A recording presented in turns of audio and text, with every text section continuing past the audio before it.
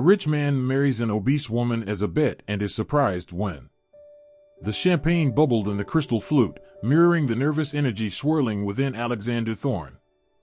Rain lashed against the panoramic windows of his penthouse, a fitting soundtrack to the storm brewing in his life. He glanced across the crowded room, a sea of familiar, yet somehow alien, faces. The elite of New York society, all gathered to witness his impending downfall or victory. He smirked, the old competitive fire flickering in his eyes. He was Alexander Thorne, and he always won. But this time, the stakes were different. This wasn't about a business deal or a hostile takeover. This was about a bet. A ridiculous, impulsive bet fueled by too much liquor and an inflated ego. He spotted David, his so-called friend, leaning against the bar, a smug expression plastered on his face. David raised his glass in a silent toast, a challenge glinting in his eyes. Alexander clenched his jaw. He wouldn't let David get the satisfaction of seeing him fail. He took another sip of champagne, the bubbles now tasting like ash in his mouth. The woman. Isabella. He still couldn't quite believe he was going through with this. He barely knew her. She was different. Not the type of woman he usually dated. Not that he dated. He preferred arrangements. Controlled situations. This was anything but. He pulled out his phone, scrolling through the few photos he had of her. Her eyes, intelligent and piercing, seemed to stare back at him, questioning his motives, daring him to underestimate her. A shiver ran down his spine. He was used to women being impressed by his wealth and intimidated by his power. Isabella was neither. And that, more than anything, terrified him. And intrigued him. What am I doing here? Alexander wondered, staring at the city lights. The clock ticked down, each second bringing him closer to the altar, to a life irrevocably changed.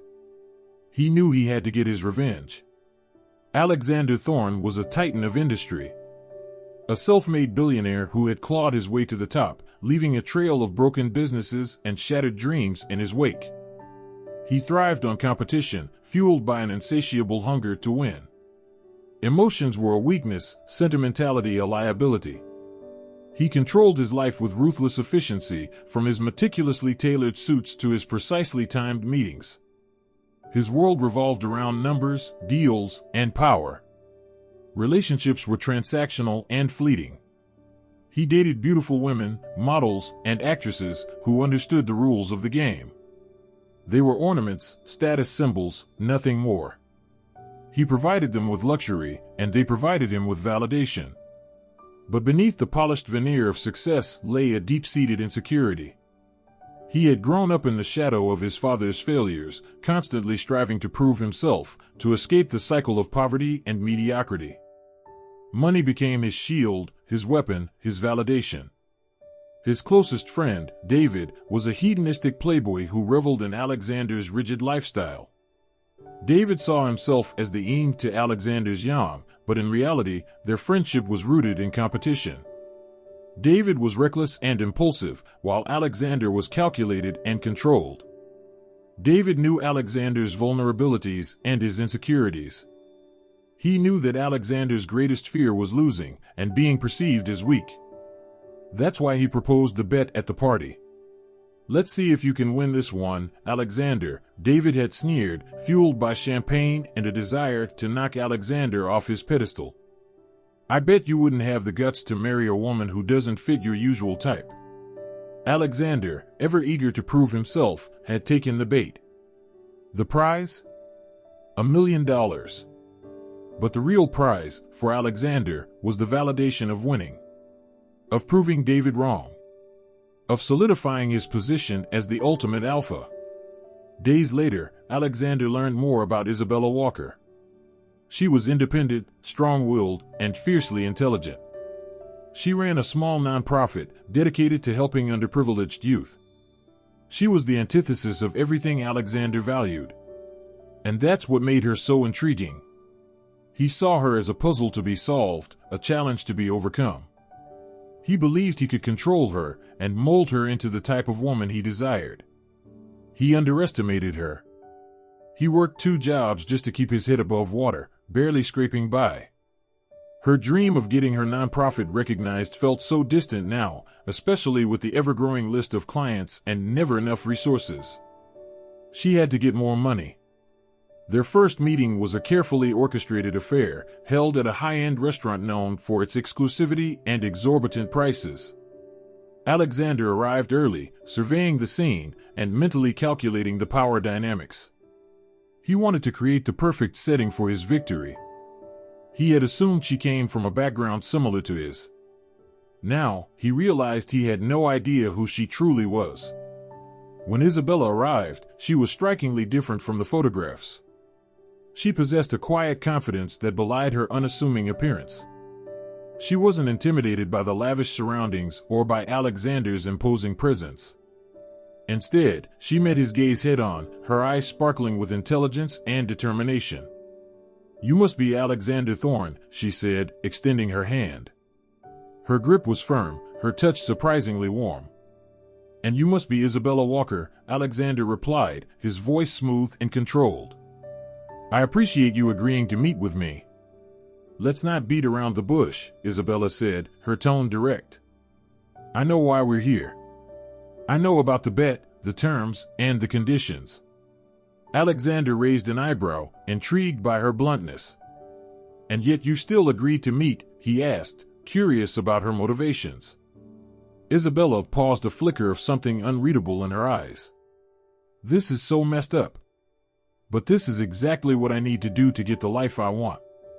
Let's just say I have my reasons," she said, glancing at her ringless fingers. "I'm not naive, Alexander. 6 months may seem short, but a lot can change in that time. If you think you can manipulate or control me, you are mistaken." Alexander smirked, relishing the challenge. "What am I doing here?" Isabella wondered, staring at the city lights. "I never underestimate my opponents, Ms. Walker," he said, his voice laced with a hint of amusement.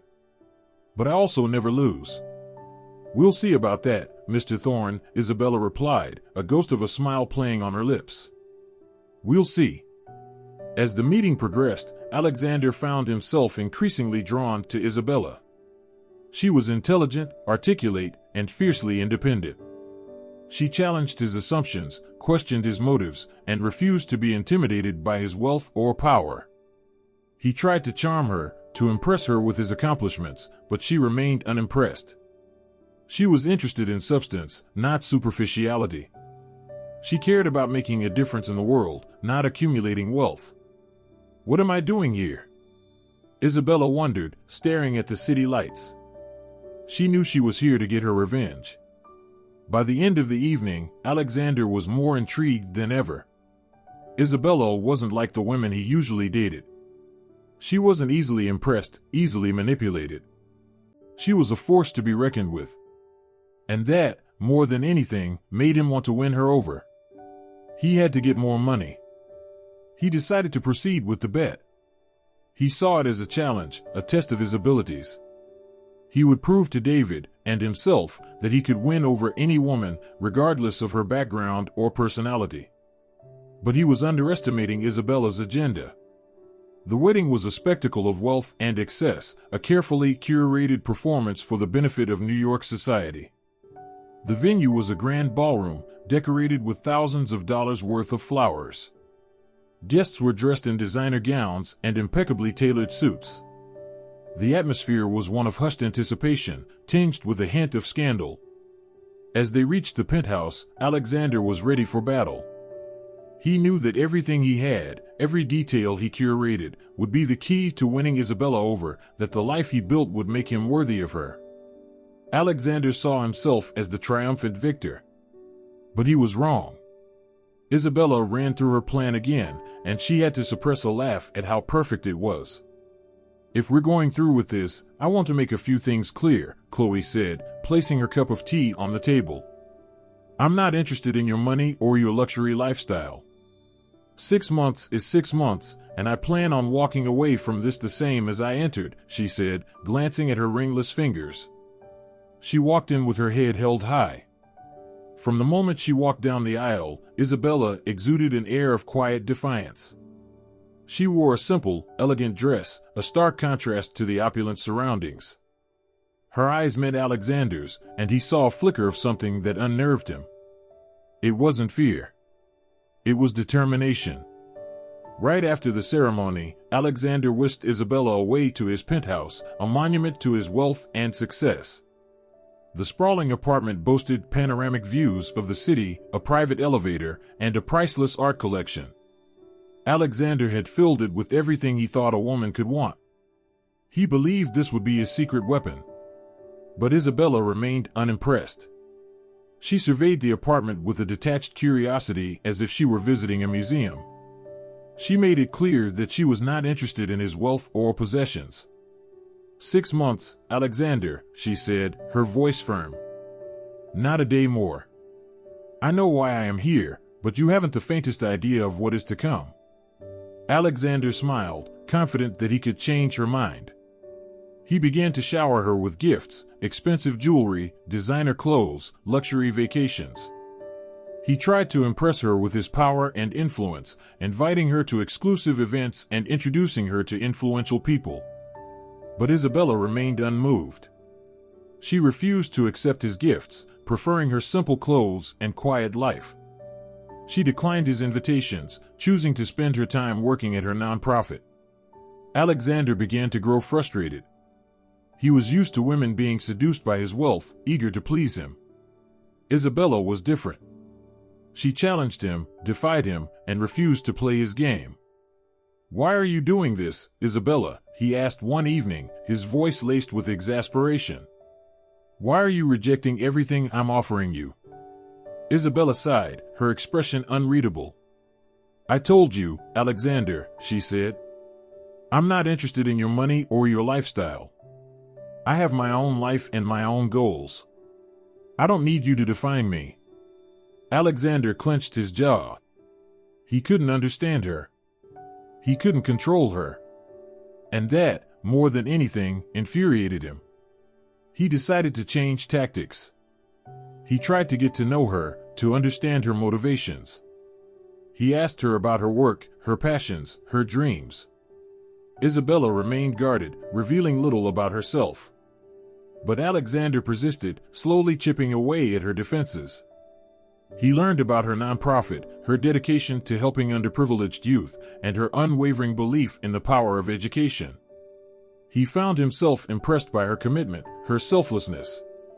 He began to see her in a new light, not as a pawn in his game, but as a person with her values and aspirations. As he spent more time with Isabella, Alexander began to question his values. He realized that his pursuit of wealth and power had left him empty and unfulfilled. He had sacrificed his relationships and his happiness for the sake of success. She was starting to become a ghost. The ghost of who he used to be.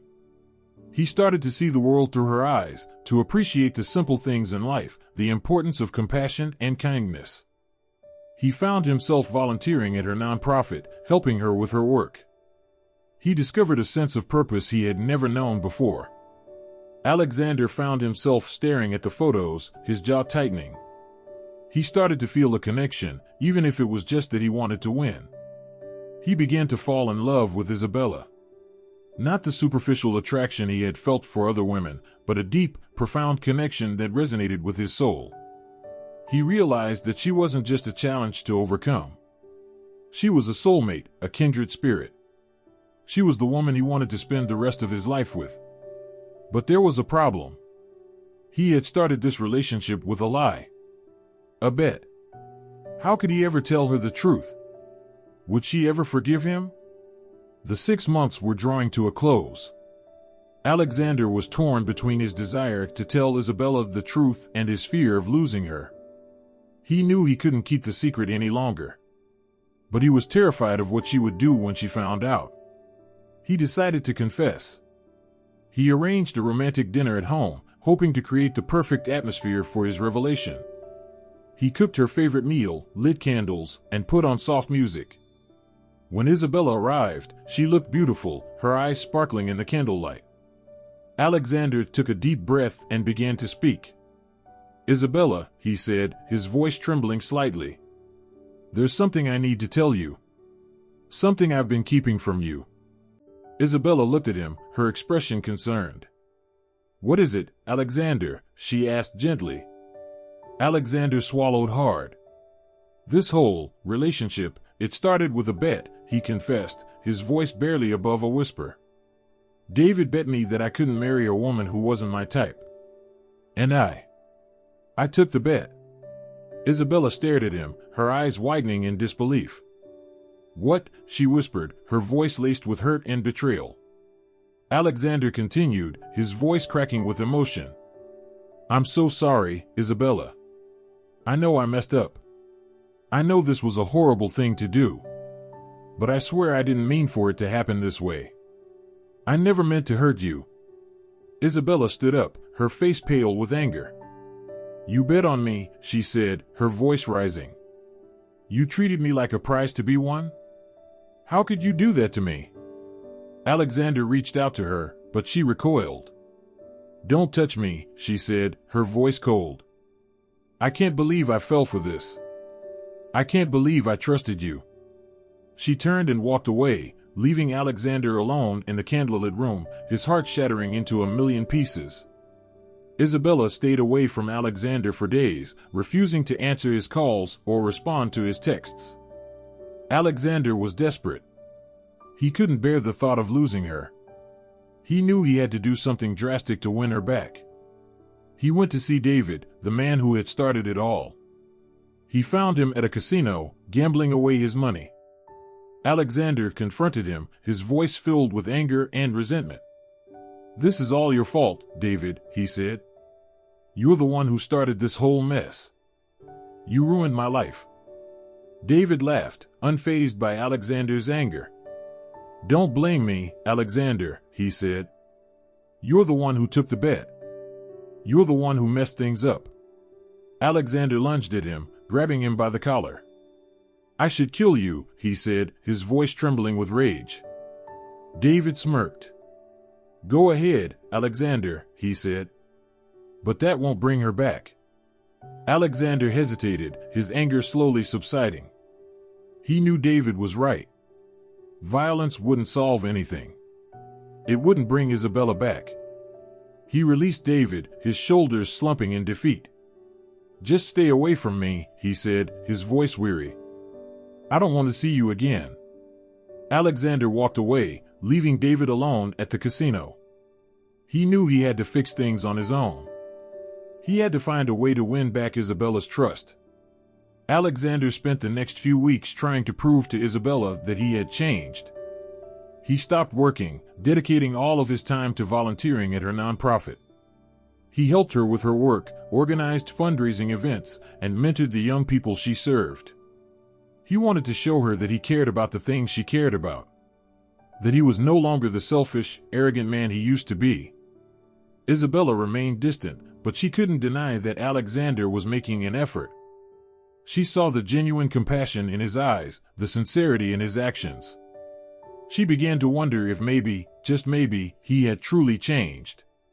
One evening, as they were working late at the nonprofit, Isabella turned to Alexander, her expression thoughtful. Why are you doing this, Alexander? She asked softly. Why are you dedicating so much time to this place? Alexander looked at her, his eyes filled with emotion.